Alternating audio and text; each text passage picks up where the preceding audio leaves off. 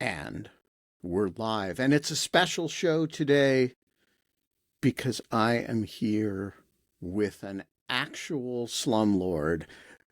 I've never done it before. I've never had a slumlord on the show before, but today is the day. It is Wednesday, April 16th. It is 8 o'clock a.m.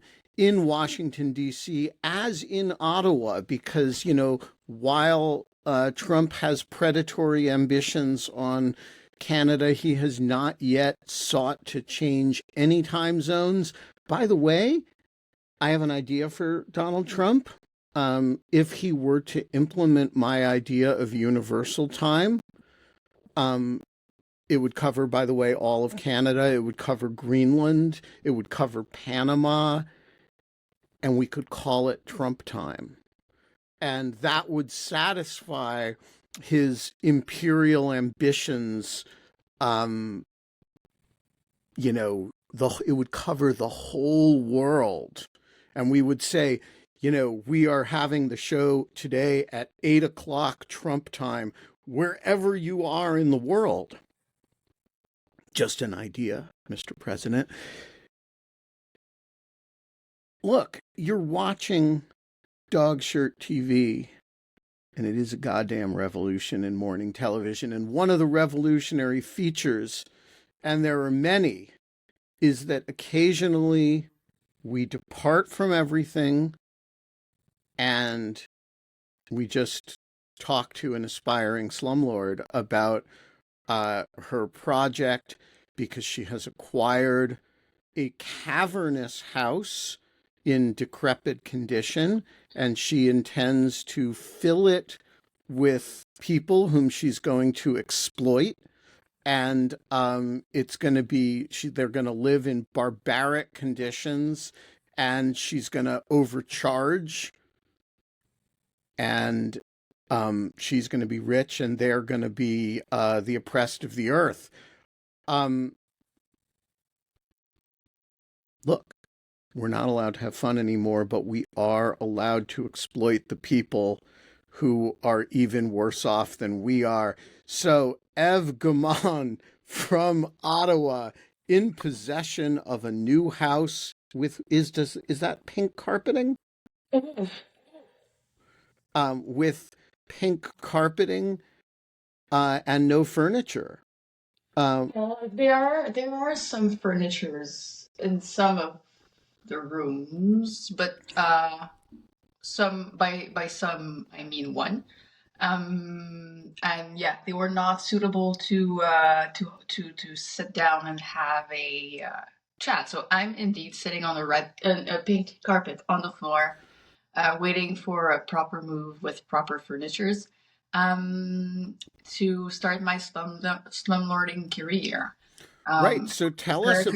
These are jokes. If nobody Yeah. I do not love to exploit people. I'm a generous person, but no. We're a softie. You're a slumlord. You're looking for to oppress the already oppressed. Come on. You commit to the bit as I closed the parenthesis. Now we can move on. I just wanted to make sure that everyone understands sarcasm. I think people got it. I think people got it. I mean, maybe Charlie Kirk will take it seriously and, make you famous as, proud Canadian would-be slumlord. The thing is that he probably supports that. So, all right, first question. Are you targeting Americans for oppression in your slumlording career? Is this part of the Canadian oppression of the United States that our president is responding to, or are you content to oppress Canadians? Oh no, I'd be thrilled to oppress Americans who are fleeing your country and take advantage of their anxiety and worries and fears of being persecuted. If they want to flee to Canada and rent an extraordinarily expensive room to hide themselves, then have like you're welcome, guys. Yeah. So what's the rodent situation? Was there what? What is the Rodents. rodent situation? Oh yeah. Because I don't think you can be a proper slumlord without rodents. Well, I have small cages where I currently like just feed them and ensure that they grow properly and they become really huge. And once I start having tenants, I'll open the cages and like let them run away into the house. That's, I think, the right way to do it. You want to build them up so that they're sort of mega rats before you don't want just chicken shit Of course. rats. Though I'm still like hesitating. I'm not sure if I want to have huge rats or like keep on feeding the rats and then buy snakes. So they kind of like pursue each other's in the house. That would be great too. I couldn't wait to hear the screams of tenants being like surprised by a snake in the night. A large snake. So you're joking, but when I was a child, I had a snake. And we had a rat problem in our house in New York, and the snake eventually escaped, and the rat problem went away. Um, and See? we never found the snake. Um, See? but so yeah, you're joking, but it's not that realistic, an unrealistic a scenario. All right, so jokes aside, tell us about your project, your Ottawa. First of all, you're our Quebec nationalist, the official Bloc Québécois representative on the show. What are you doing buying a house in Ontario? Is this Decided that Ottawa is the Washington D.C. of Canada. Like it's not Ontario; it's a separate district for me. I've declared it. It's my own decision, but I intended to be approved, and as like everyone will agree to it. I really think that Ottawa is a distinct city in the country and should be the capital without like belonging to any province. So that's the rationale I tell myself to agree to come to terms with the fact that I'm now an Ontarian, and I'll probably be voting in Ontario. I think that's where I've landed, but I'm not totally sure yet. So yeah, but I think actually it makes a lot of sense as the Bloc Québécois representative if the Bloc is the perfect. So the Bloc Québécois is a party that only has candidates in Quebec, and the idea is to be a strong voice to represent Quebecers in Ottawa. They also pretend to fight for Quebec sovereignty, but for those who are quite prescient, they like it's kind of counterintuitive to be a in federal party the rep? federal process and advocating for sovereignty. So I think that if they were like to abandon their idea of fighting for Quebec sovereignty, I would be an ideal representative for the Bloc. Yeah, but that's kind of like if my grandmother had wheels, she'd be a trolley car. I mean, like I'd be an be an ideal representative of the lesbian community if only I were female and gay.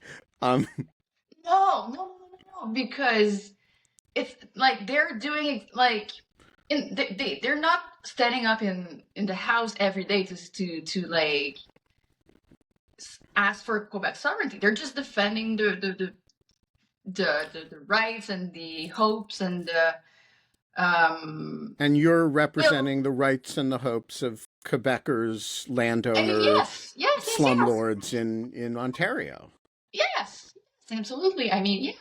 I mean, I'm here to play the role of having a conversations with the rest of Canada and to like explain how Quebec law works and like how our values change the way like I want to have a conversation with the rest of Canada, but I've been trained in a different legal system and I want to be able to talk about it. And I've been raised with a different language, with different values, and I want to be able to like explain how this works to the rest of Canada. And I've been doing it for a while now, and One tenant at a time. yeah, I mean, I mean, the tendency is a way of like it won't be my first and only occupation in Ottawa. I don't Uh, know. Oppressing people is that takes time. that takes time. It takes That'll affect you. energy because you let your guard down for a minute and you might be nice to somebody, and you gotta. It takes time and energy and focus to be a relentless slumlording asshole. Have you ever seen me? Like, I'm pretty good at being like uh, mean and like resting bitch face. I'm the kind of person who can put it off. Okay, but I just want to point out that I said the words, it takes time and energy and focus to be a relentless slumlording asshole. And John Hawkinson just appeared on the screen. Um, was that timed on purpose or? You're the one who pressed the accept button. So No, that no, I pressed it as soon as you I popped see. up. Yeah, so you admit you were the one who pressed the button. It was you who chose not to delay for comedic effect. I have two questions for Ev in reverse order that they came up to me. First, did I hear correctly? The law in Ottawa is different.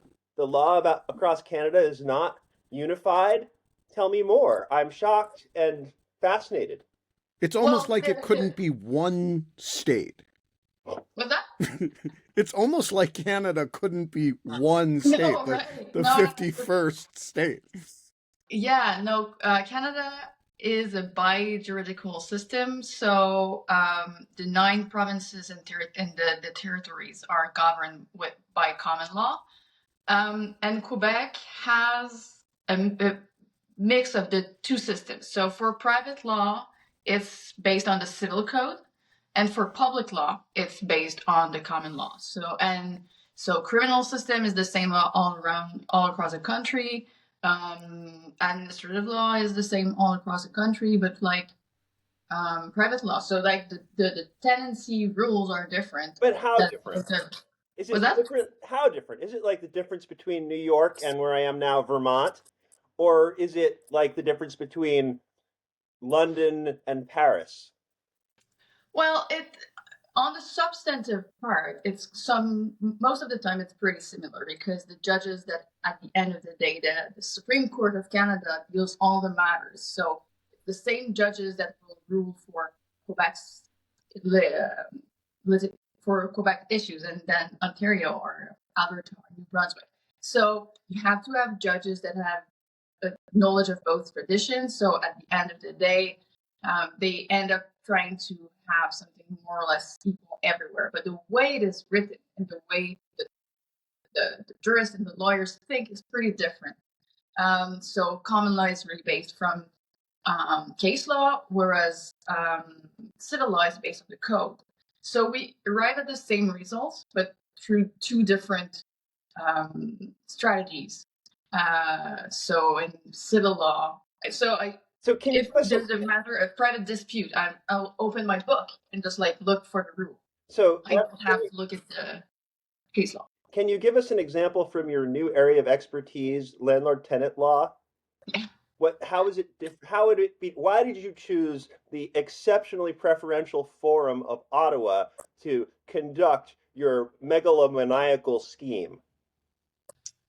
It was it was not a matter of law though. Here it was a matter of opportunity. The house was more suitable for this, and the neighborhood was more suitable for hosting rats. Ridiculous I claims. felt like it was really a good place to raise rats. Ev saw the house and fell in love, and she texted me repeatedly Oh yeah, that that has been like if she didn't get the house, she would be, and I quote, heartbroken. yeah. It was like Those are not words I normally use. it was like I've never heard Ev talk about a person this way, or no boys, no. This house is a romance. Yeah. This dialogue forces me to conclude that clearly Ottawa has preferential laws with respect to slander and speech and the truth that Ev might offer. Before I get to my second question, which was actually Wait, I want to point out one thing about this house before you do.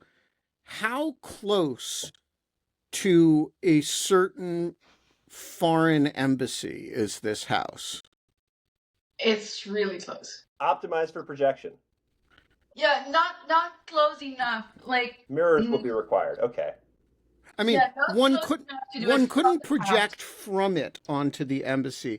But if you were, say, projecting onto the embassy And and run. the RCMP showed Yeah. up and you had to run into a safe house, how long would it take you with a laser under your arm to get to the rat infested safe house? It's close enough that anyone can do it. You don't have to run on a daily basis to do it. It's really just like, I think, two short street corners, and you're here. See, this is a real advantage to this Yeah. place. Your second question, John, Right. airbrush owner. Before I hit my second question, which was actually my first, I do want to observe that, as I understand it, the color of the carpet that upon which is holding up Ev, the only thing supporting her over the very large hole in the floor that we cannot see, I believe that to be the color salmon. But I can't. No, I think it's actual pink. Actually, I think it's maybe on the screen it looks like no, it's really proper pink.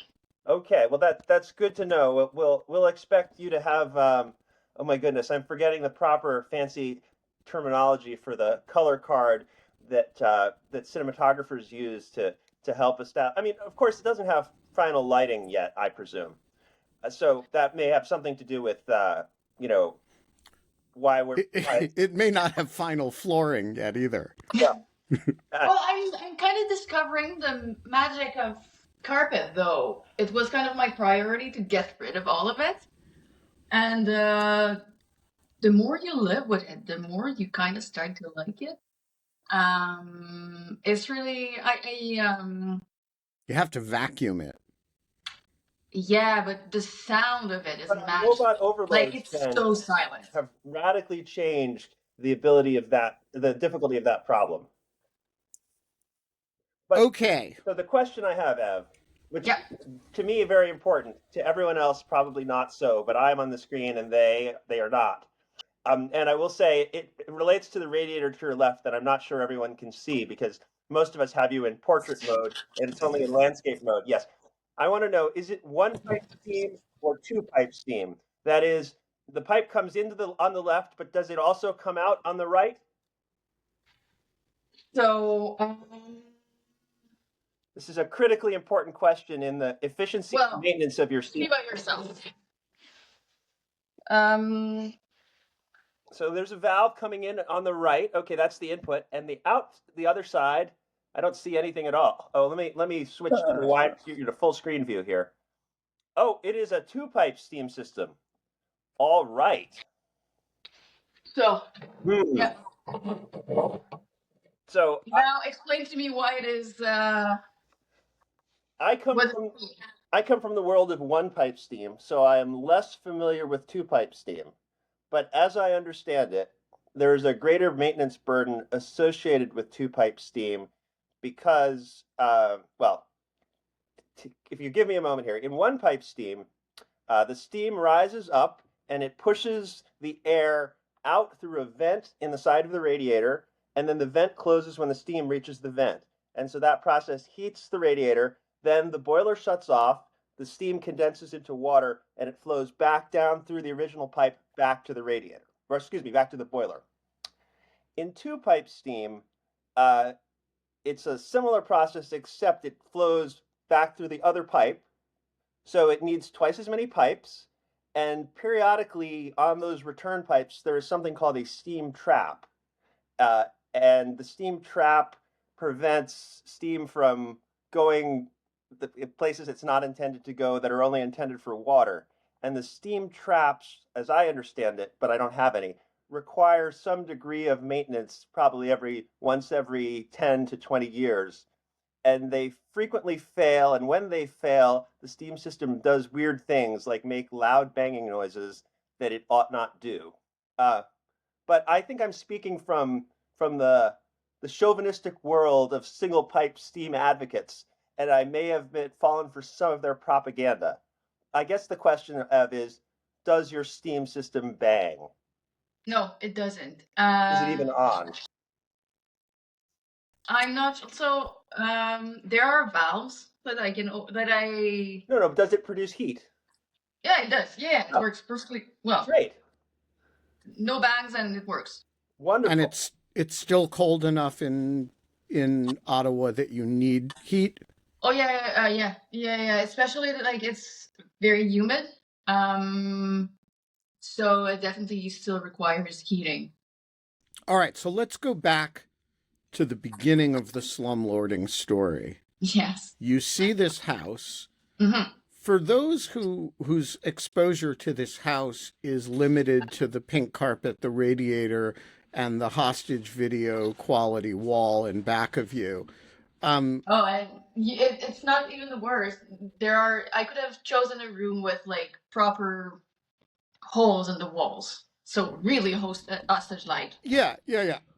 But you could film a good if you ever decide to supplement your slumlording career with hostage taking for the FARC or something. You could do some good hostage videos against that wall. All right, tell us the story of the house, how big it is, how many oppressed people you're going to be able to house in it, what kind of state the house is in, and also like some of the cool features of the house. You've got like some interesting old stuff in it. So give us the story of this house that's right next door to the Russian embassy, which was, of course, why you chose it, and how being a slumlord fits in with your larger career of revolutionary morning television, freelance writing, and being a grad student. Okay, so I think that for now the nicest old feature in the house that is uh, occupying the most room in my mind is the piano. There is a nice piano downstairs, Is it a which I would grand? like to learn. Was that? Is it a grand piano? Is it an No, upright unfortunately piano? not. No, it's a normal piano, but cool enough to produce nice sounds, and perfectly fine for like the 2 or 3 things that I can play. But I would like to learn to play more, and I would really have a nice opportunity to do it with this piano. But it is remarkably uh, untuned, and Kind of beautifully so. I think it's like tuned at the level that you could write a composition for out of tune piano for it. It's kind of flamboyantly out of tune. oh yeah, no, But like there's Ev, no if you issue. wanted a piano, you could have bought a piano. You bought a house. That it seems like starting with the piano is, it's like, it's like you told me, you were getting married or something, and I said, "Who's the guy?" And you said he has a freckle on his arm. Ben, could I make the So like, suggestion that give us the story of the house here. What were you saying, John? oh, I was going to suggest, Ben, if the piano plays such a critical role in Ev's life and future development, I would suggest that on this show, we should henceforth refer to it by its formal full name to express its appropriate level of grandeur. The It's upright pianoforte. the pianoforte. I'm not sure it's an upright. I was unclear on that, but yes, It's an pianoforte. upright. Yeah. No, but I think that we should have a piano tuner on the show who could teach me how to tune it on the show. I know it's pretty long and gruesome, but I would like to do it. Yes. So, actually, no, it's not the main reason why I purchased the house. I was not even sure if it would be there when I took like when I entered the house for the first time. It was kind of the thing that I was looking to see if they had went out with a piano or not, and they did it. But so yeah, In real estate terms, we say I was unsure that the piano would convey. Oh well, I am taking note of this now that I will have to speak English more often. I have to know the proper terms of real estatery and slumlordery and all of these. How much will you charge your tenants to use the piano? Oh, Piano per that's pet. an excellent idea. That's the way I will fund my tuning. I will charge the tenants to play it, and I will charge the other tenants to listen to it. Right. Great, great, great strategy. I'm still not getting the story of the house. Okay, so what do you want to know? Ask questions. We have already discussed how I'm better at answering questions than coming up with answers. Okay, so first of all, most graduate students who who study in Montreal and have don't have a full-time job don't buy large houses. Um, and I'm not sure you know that, but like it's not, this is the time of your life when you're supposed to be eating avocado toast and making it impossible for yourself to get a mortgage. That's at least in the United States. And so and by the way, I don't know if you're a millennial or if you're Gen Z or whatever, but you guys are supposed to be incapable of upward mobility, and here you are, sitting in on a pink carpet in a. So how did you come to uh, buy let's just say a very large house? It's not. I mean, it's not like a little two-bedroom place. No, right. Maybe that's the answer to that question. I'm not sure I could. It was actually easier to convince bankers to lend me money uh, when I told them that I would be making money out of the house by itself, or not making money per se, but actually have people who would help me pay for the mortgage. We call In other words, strategy go big or go home. right. So this is an important process point. When you tell bankers you're going to oppress the poor, they invest in you. Yeah, they become very excited. Like bankers and oppression, they love it. Yeah, so that's the point. Fellow millennials and Gen Z, I'm not sure either which one of them I am. It depends on the time of the day. But yeah, and I'm not gonna lie, I'm fortunate and privileged enough to have people in my family that will support me, so that is helpful too. But I couldn't have purchased that. Don't ever say that. What we say is, I'm a self-made person. I mean, I did it. I started with nothing. Nobody came along and gave me a handout. We never say, we never acknowledge other people's roles, because once you do that, it implies obligations, and just don't do that. It tarnishes the narrative. Um, Yeah. Ev, I don't know if this was revealed while I was distracted getting my breakfast, but how many rooms is your house? Can it be told? Yeah. So it Your depends how you palatial count. mansion, as Ben would say in another context. How many rooms is your palatial mansion? So depends from 5 to 7. In the most extravagant interpretation, so 7. Yeah. Not 7 counting hallways and bedrooms. bathrooms. 3 bathrooms. In addition to the 7. Yeah. Because some people could live in those bathrooms. No. Oh, think like a slumlord, Ev. Think like a slumlord. Well, they could live in the bath. 2 of the 3 could be suitable to have a bed. You would need to leave one bathroom for the others because you wouldn't want. Yeah. So you have 2 bedrooms in, proper. I heard that bathtubs can be comfortable. So yeah, great. You're correct. So 7 bedrooms, 3 bathrooms that you could put beds in, and then two bathrooms you could put One, bed in, one that the person would have to sleep standing up. What other rooms are there? There's a kitchen. Is there a dining room? Is there a ballroom? yeah, there's there's Withdrawing a room? dining room, and if you count, depending, so if you count the living room, then you have 6 bedrooms and a dining room and a kitchen. But you know what? I've already told you guys about my relationship with food. I think that I should abolish the kitchen and have um like a bed, multiple bed there. What about the upper and lower reaches of your new domain? Surely you have a boiler, presumably in the basement, that is hugely expansive. Excuse me, the dungeon. Right. Do you also have an upper, an eyrie, as it were, also known as an attic? No, I don't have an attic, but I do have a basement.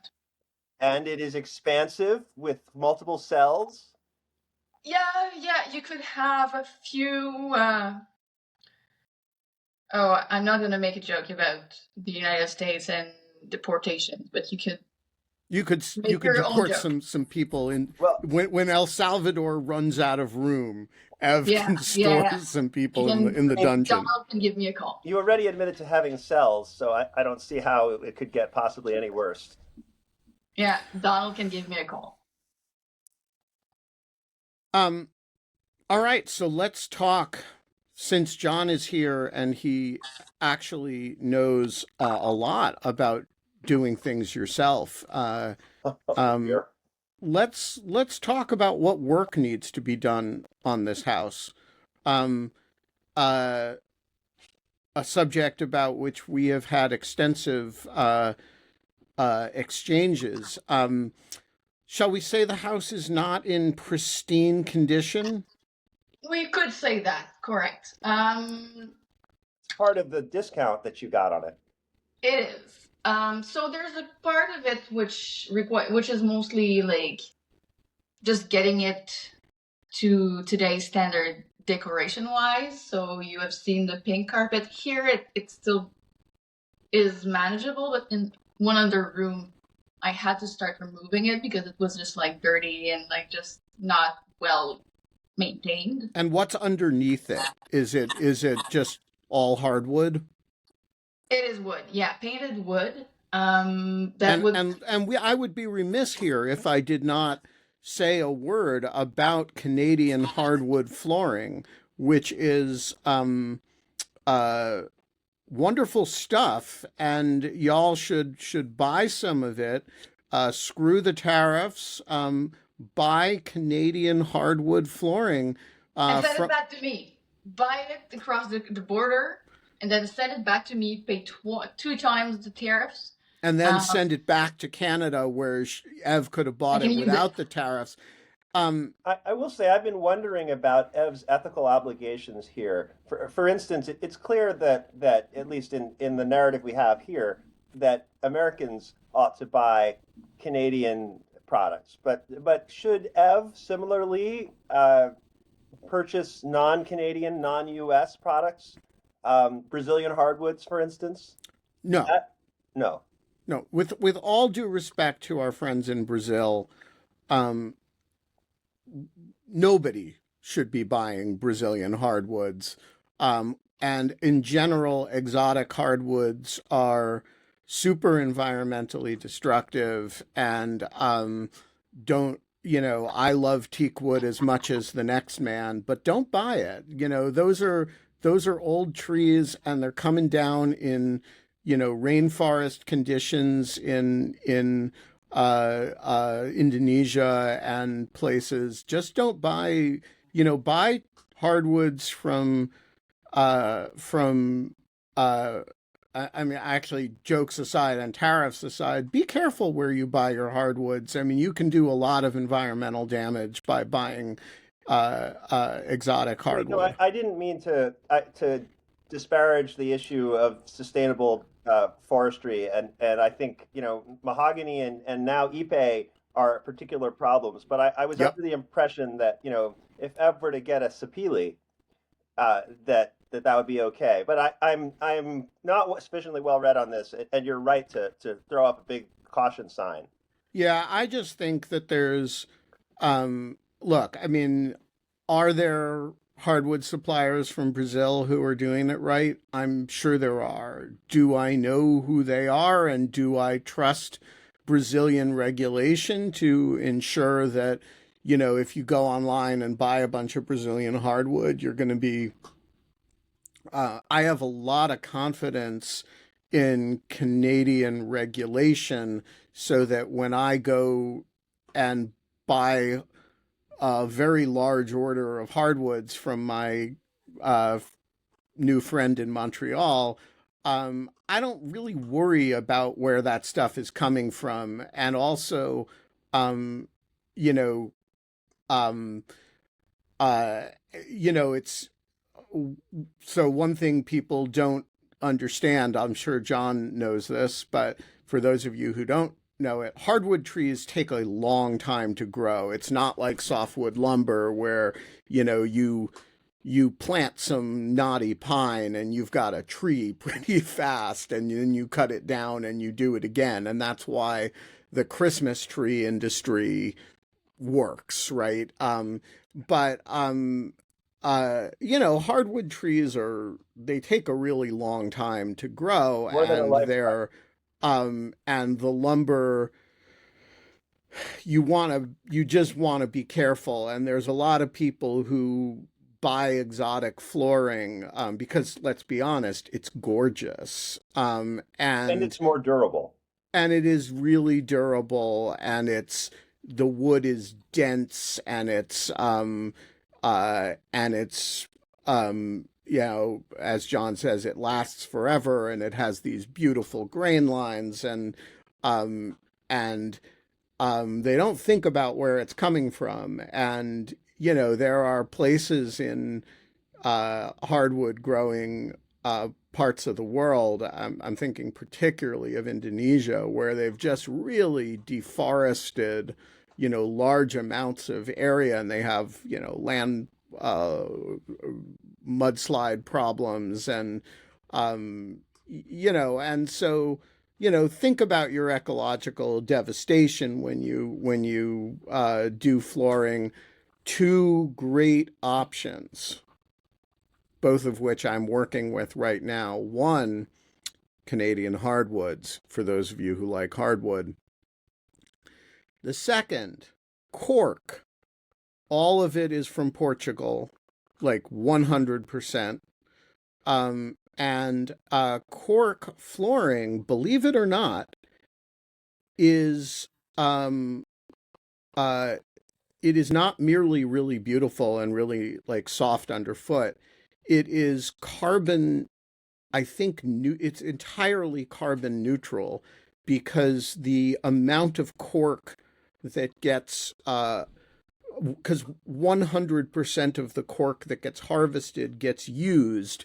90% of it or so gets used for making corks, and the rest gets ground up and made into cork flooring. It's And also more sustainable, is it not? You can harvest it without killing the tree. Is that right? correct, it's the bark of the tree. It gets harvested every year, and it's a genuinely sustainable resource that is entirely carbon neutral. And by the way, the energy used to make the material is generated by burning the residue. So it's actually a a very beautiful. There's something I've heard similar things about bamboo flooring, although I've never looked into it myself. Um, Well, bamboo is so fast; it grows it's a like, grass. yeah. So, all cool things to know if you're going to do flooring, and all of it details that are taking us away from Ev's house story. Well, I wanted to ask Ev. Could you use it for a bathroom floor? Could you use what for a Corking. cork? I Yeah. think you You, really want a ceramic product for a bathroom floor because of yeah, the potential for water. But what you Yeah, should yeah, look exactly. into is, which has been very popular, is underfloor heating in bathrooms. Of course, it's a luxury, so it would not be appropriate for your tenant No, bathroom. no, But for the my rats wouldn't like it. for what we now call the primary suite, but formerly the master, uh, you should really think about it for yourself. Ben's comment about the Canadian regulatory confidence did turn me to a question that hopefully you can help me with. Does Canada have something equivalent to what we used to have in the U.S., Chevron deference, the power of the administrative apparatus to resolve ambiguities, uh, rather than needing to go to court? How powerful is Canada's administrative uh, agency, uh, administrative law, and are you familiar with Chevron deference? Yeah, yeah, yeah. So, in this similar way, then in the U.S., we do have deference for administrative tribunals. So, when general courts are faced with issues that have been decided by administrative courts, except if it's a matter of a true, uh, really bad mistake, they will be different to the administrative judges or just rulers. So you don't have to be a proper tribunal or court to benefit from this. But with respect Uh, to decisions by the agency, when an interpretation of regulation without even administrative tribunals, how do the well, bureaucrats? so a regulator, so someone who has a certain amount of power to decide in interpret rules will be considered an administrative decide like person who decides.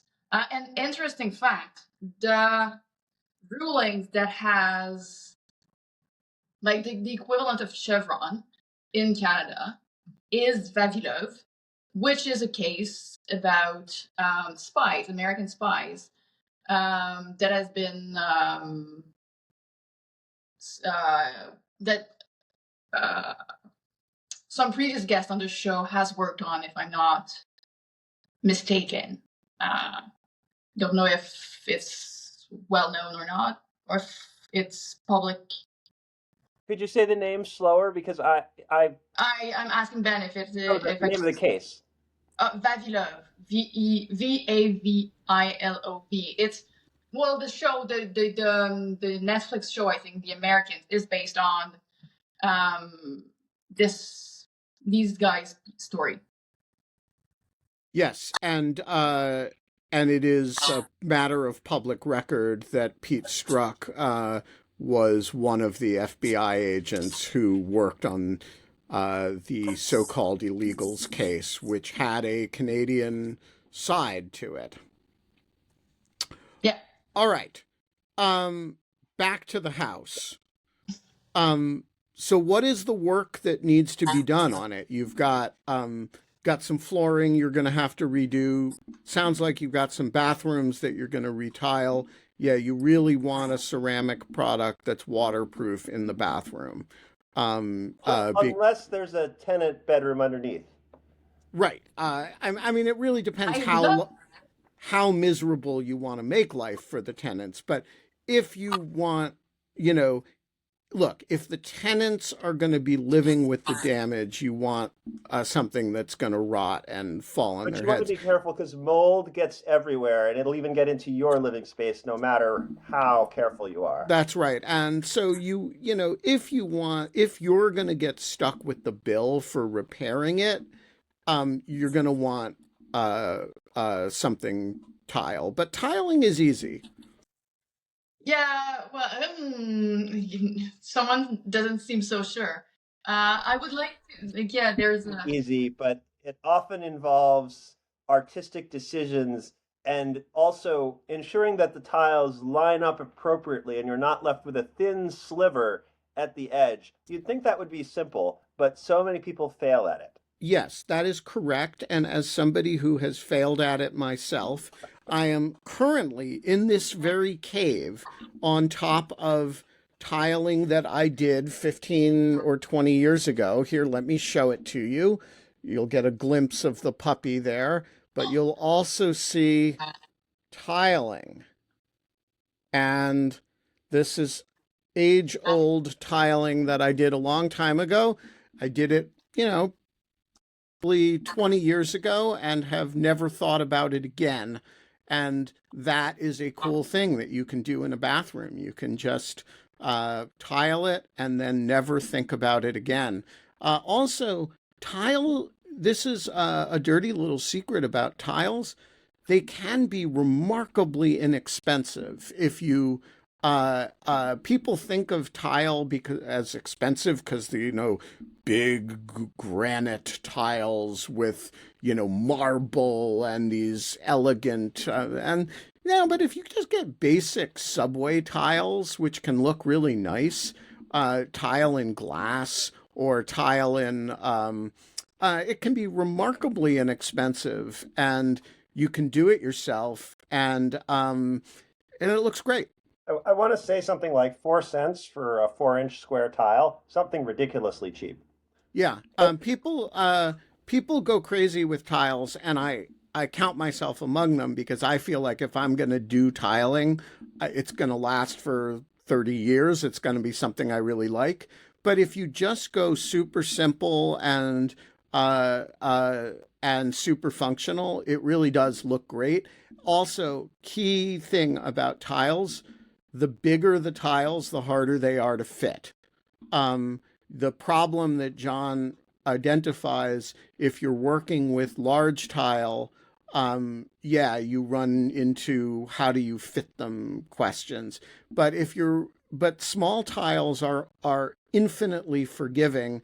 And as people who watch this show know, I invested in a tile saw a few weeks back, which turns out to be trivially easy to use, a wet saw, and solves the problem that John has identified completely, which is when you get to the edge, you cut that thin sliver and you're fine. Well, respectfully, Ben, I would beg to disagree. In my world, the issue of the thin sliver is not about the mechanical process of cutting it, but rather the layout process to decide, no, you don't want that thin sliver at all. Instead, you should have two half-size or slightly substandard halves on either end, splitting the difference. You should never have less than 1/4 of a tile. That's just too thin. It's okay to have a 3/4 tile. So if you add enough 3/4 tiles, you can eliminate the requirement for the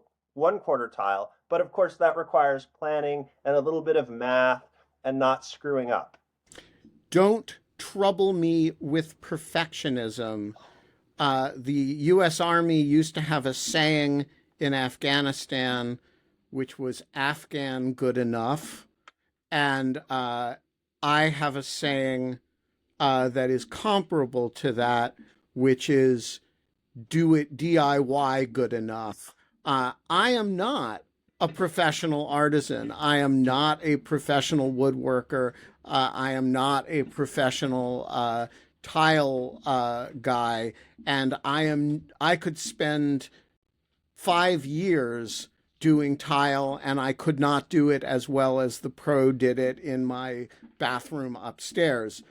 But I do my own work because I like to. And and so perfectionism is the enemy of doing it yourself. And that's true whether you're working with Canadian hardwoods or Portuguese cork or tiles made in China. So, getting back to Ev's project, this has been somewhat superficial. We've discussed some holes in walls, some bathroom floors. Is that to say that everything deeper and more fundamental and structural is all set? Or are there any walls you're going to knock down, open plan spaces to create, carrying beams, LVLs to install, No, I'm not. any of I'm the not. good stuff? I'm not tearing down any walls. I'm actually pretty proud of the fact that the house has been home by only two other people before me, Oh, and it is the same assumption that? condition. Like the walls and the divisions have remained the same, and it is quite uncommon for these houses to remain as they were built. So we've discussed the fact that it was pretty large. So most of the other similar houses on the street have been divided in three condos, and I don't want to do anything like that. I like the fact that it remains as it was. So I'm not moving any walls. What is its That age? being said, was that What is its age? What it was built in 1892. Okay. So another question. Yeah.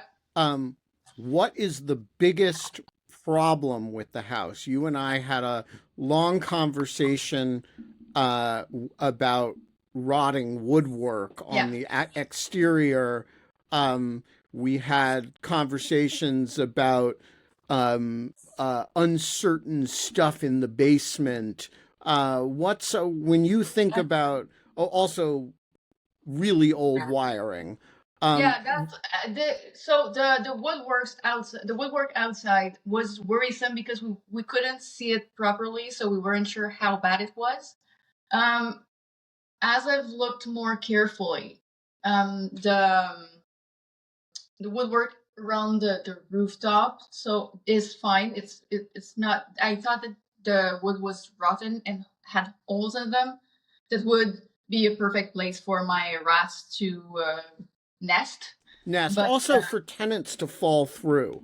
Well, to follow through. for birds But to reside, yeah, was that? and for birds to reside. But go on. Yeah, and for birds to reside. But so this is fine. So the around the roof is fine. There are window sills that have that are pretty rotten and that probably should be replaced. And I was worried that perhaps there would be some carpenter ants in them, but again, inspections revealed that it was fine. There is a balcony outside though that has a large um, support thing that is pretty rotten. So that is worrisome, and if we want to have tenants break their legs, this is the right place for them to go because the balcony might fall. So that is Oh something dear. important that We have lost Ev. Well, no, I Oh, think wait, cutting she it may be out. back. You said there was I'm a back. balcony, Yeah. and then we lost some words. So the Yeah, balcony. so there's a pillar for the balcony that has rotten in the base. The base of the pillar has rotten. So this will probably have to be remade. Otherwise, tenants could break their legs. Yeah, so Um, wait, key question about that. Are you going to have 10 tenants living on that balcony? 10 tenants in tents, no less. Yeah, I mean, sort of, are you going to rent out the balcony to, a family of deported Americans who can then fall through when it breaks? no, honestly, I was thinking of making a sukkah out of it, and rent it. Renting it to local Hasidic communities. Yeah, that's good because that way you can add a whole like killing Jews dimension to this. Well, there is no attic. But speaking of this water issue, I think water is an important question you want to get resolved before you do too much interior work, as is electrical. But you've told us you have no attic, but expressed concern about water on the exterior at the cornice level, I guess. So what sort of roof do you have? Is it a flat roof if you have no attic? Or is the attic No, it's converted? so the third floor is the attic, but it has been built so that it doesn't really feel like an attic. I see. And Attic. do you have gutters that collect the water? Gutters are Yeah. often a frequent maintenance issue that has often been neglected. So what can you tell us about your gutters? This is so that it's metal roofing. The most of it is a metal roofing with that water slides on. And there are gutters that are fine and well maintained, and there Are are they some. wooden gutters, as would be original to a house built in the 1890s, or are they copper, or you're not sure? Have you been up on a ladder? Did the house come with ladders? That's very The important. house doesn't come with ladders, but Okay. the inspection Was people not have conveyed. had drones, and the inspection people had drones. So I have pictures of the roof, um, and it was not an issue that has been discussed. So that it was not probably not, and the two reports were fairly extensive. So I'm pretty sure that I don't have any issues with. Yeah, Um, I reviewed one of those reports, and it did not seem like roofing issues were substantial. I do think, by the way, investing in a drone fleet of your own so that you can fly over the Russian embassy and have constant surveillance is one of the things that you should do from this. Of course, it would be dual use. It could also have some incidental homeowner benefits. yeah, yeah. Absolutely correct. Yeah. But I think you want to get enough altitude. The goal here would really be to have a drone strong enough to mount Lord Laser on it so Yeah, that that was the way. entirely from Chateau Eve, we could do a projection. And then when the RCMP noticed, the projection would just disappear. I think practically speaking, Ben, you'd be better off with a fleet of drones that would all support it in concert. But that perhaps That's probably right. I mean, I'm not picky about how you get it done. I do think, just nightly appearances of the Ukrainian flag on the embassy and nobody can tell where it's coming from, that would be pretty badass. could come from a different place every time. There were some questions in the chat, Ev, about your electrical and your walls. We presume they're hard plaster over wood lath? Is that correct, or are you uncertain? Yeah, that is what And it is. and the electrical work, we wonder whether you have knob and tube. It is Yes, we do have ancient. knobs and tubes. It is ancient and decrepit and terrifying looking. I mean, knob and tube is actually, despite the modern bias against it, it's actually quite safe as long as you don't insulate the walls.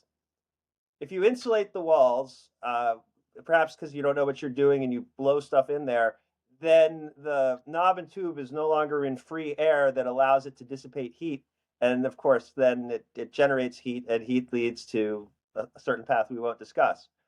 But Yeah. I assume your plan is to remove the knob and tube whole cloth, as it were. So it's not clear how much of it we have. So You have fuses or breakers?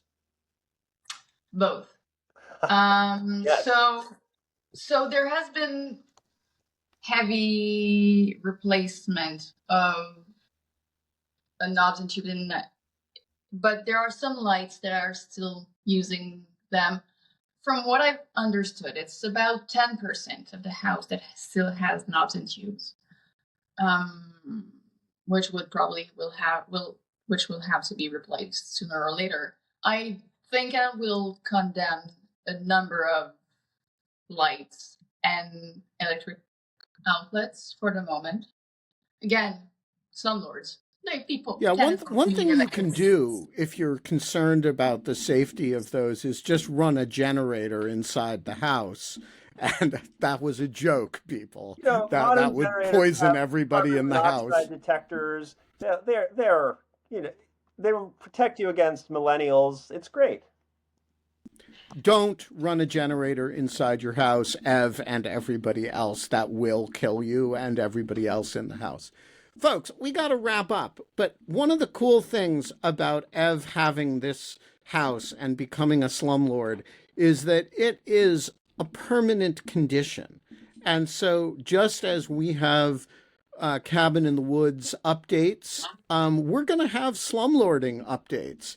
And as Ev tears up carpets and finds giant holes in the floor with rats' nests, and decides to put a bed over that area and rent it out, we're going to bring that to you. I wouldn't say live, but we're going to bring you home ownership updates all the time because, you know, That's part of the whole parasocial thing. You can be a vicarious slumlord through your relationship with Eve Gaumond.